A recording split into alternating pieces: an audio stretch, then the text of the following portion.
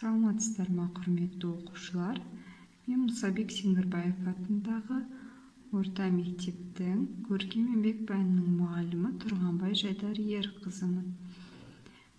Бүгін біз бірінші сыныпқа арналған көркем еңбек пәнін өтеміз. Сабағымыздың тақырыбы саяхат.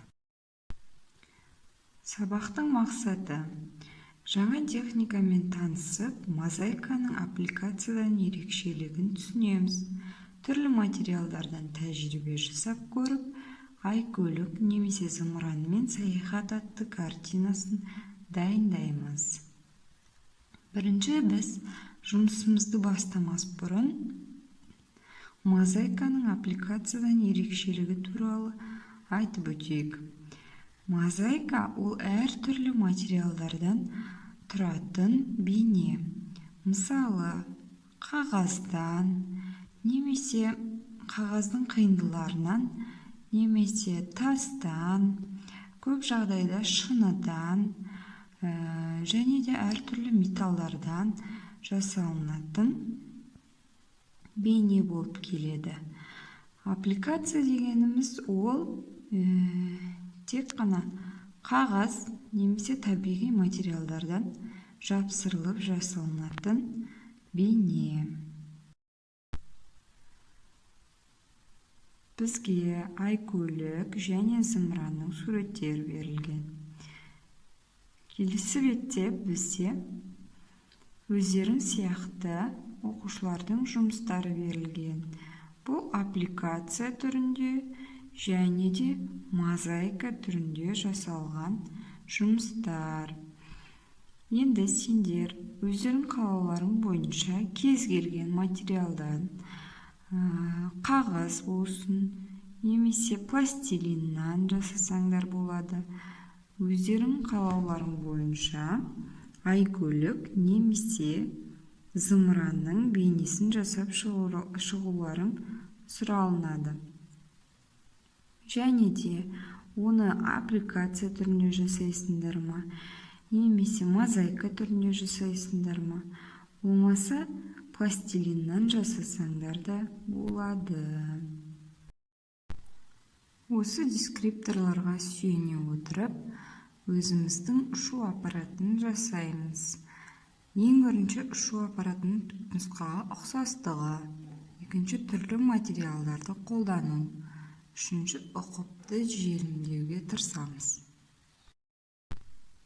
Құрметті оқушылар, мен сіздерге қазір мына бірінші суретте көрсетілген зымыранды жасап көрсетемін аппликация түрінде. Бірінші бізге құралдарды таныстырып өтейін. Қайшы және түрлі түсті қағаздар, түрлі түсті картондар, желім, керек болған жағдайда ыстық желім қолдансаңдар болады. Бірақ та әрбір жұмысымыздың барысында техникалық қауіпсіздігімізді ұмытпаймыз. Қайшымен жұмыс жасағанда және желіммен жұмыс жасаған кезде қасымызда үлкен адамдардың көмегімен жасағанымыз дұрыс болады.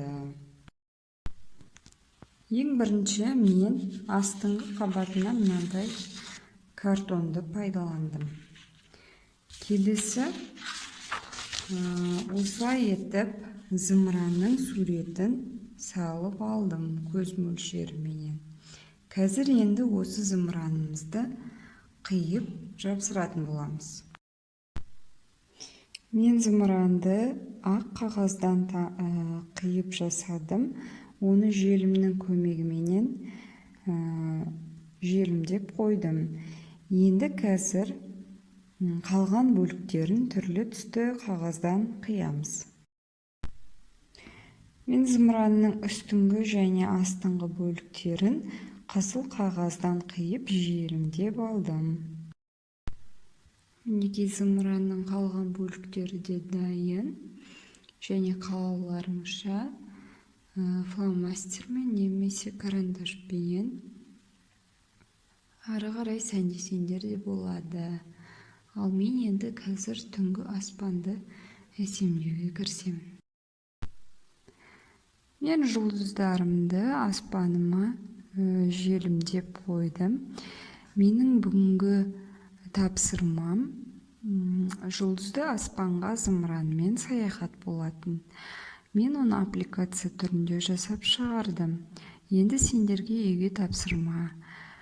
Кім қай жерге саяхаттағысы келеді және қандай көлік түрімен саяхаттағысы келеді, соны аппликация немесе мозаика түрінде жасап шығаруларыңды сұраймын.